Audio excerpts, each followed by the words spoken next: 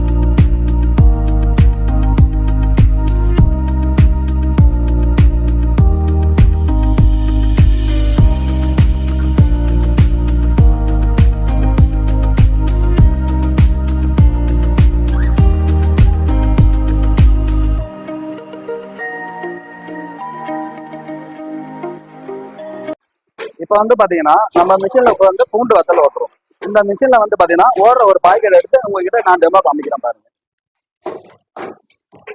இப்போ நம்மளோட பாக்கெட் இதுதான்.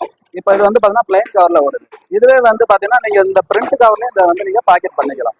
இப்போ பாருங்க, இது ஒரு கார்பரேட் கம்பெனிக்கு ஏற்ற மாதிரி ஒரு பாக்கெட்டாக இருக்குது பாருங்க. இந்த மிஷினில் பார்த்தீங்கன்னா